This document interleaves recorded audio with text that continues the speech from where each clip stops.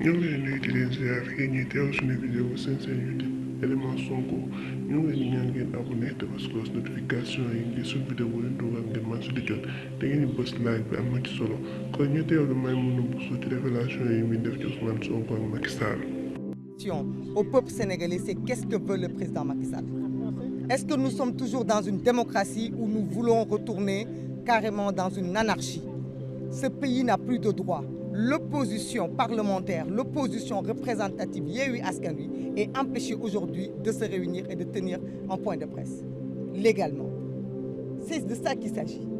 Nous sommes dans les rues, comme des vagabonds, à faire des points de presse parce que nous aimons la paix.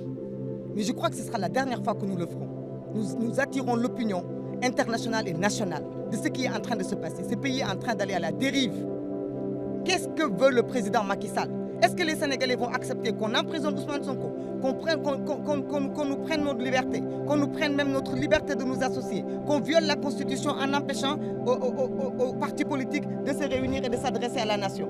C'est de ça qu'il s'agit. Il ne s'agit de rien d'autre.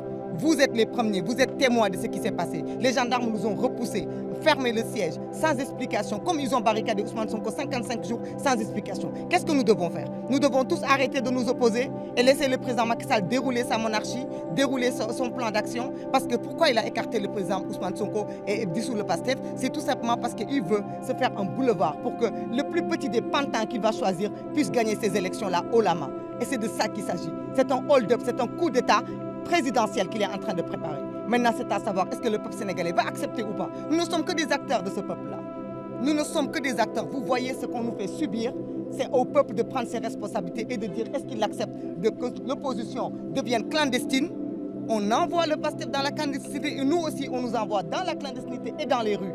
Parce qu'on nous prive de notre droit constitutionnel de nous réunir. Maintenant, au peuple de voir et d'attester ce qui est en train de se passer. On va saisir la justice de Macky Sall. On va saisir la justice de Macky Sall.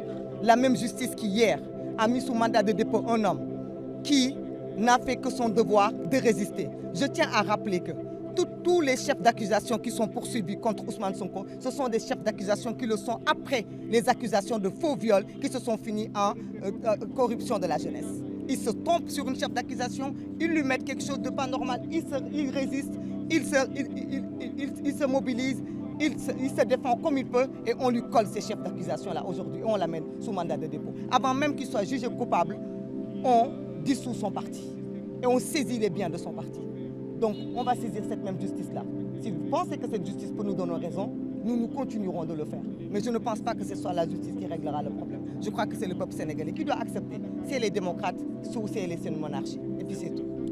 Conférence de presse, c'est extrêmement dangereux.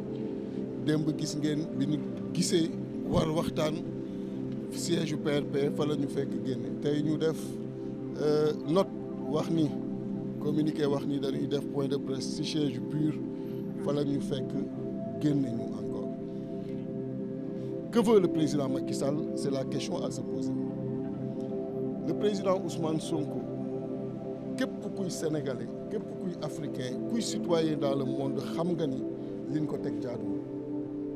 Parce que tey dafa am ambition diriger réew mi dafa am projet politique moom ak partem ñu ni du fi nekk comme ni ñu ko waxee woon démb ci yenn leader politique yi ñun nag ñoo nekkandoo nekk coalition Yewwi Askan Wi am na li nga xam ni ala kulli ali ñun mënuñu ko seetaan te wax sénégalais yi ban taxawaay lañ ci bëgg am wax sénégalais yi lan moo ci suñu xalaat kooku kenn waru ko empêcher kenn ci biir réew mi. Tas parti comme ni ko présidente Aïda Mbodj di waxee léegi suñu génération mosuñu ko dégg amul ku ko mos a dégg tas nañu parti amul ku ko mos a dégg parce que parti politique ñoom li ñu xamul parce que xëy na seen parti fonctionné wul noonu mooy parti yooyu dañuy tàggat ay citoyens di leen préparer ci nan la ñuy gérer réew di leen préparer nan lay état war doxee kon dañuy may citoyen bi nga xam ni buggul ànd ak pouvoir mu mën a ñëw ànd ak opposition li nga xam ni xalaat na ko li muy yëg citoyen boobu mën ko exprimer foofu loolu day tax ku nekk jàpp ni liy dox ca nga bokk bu ko defee am nga foo mën yëkkatee sa kàddu kon ñooñu dañ leen war encourager mais kenn war leen décourager kon moo tax ñu ni lii am tey nga xam ni dañoo dissoudre parti bu Pastef loolu jaaduwul te Yewwi Askan Wi bu concerté woo ba pare dina leen wax ban taxawaay la ci bëgg am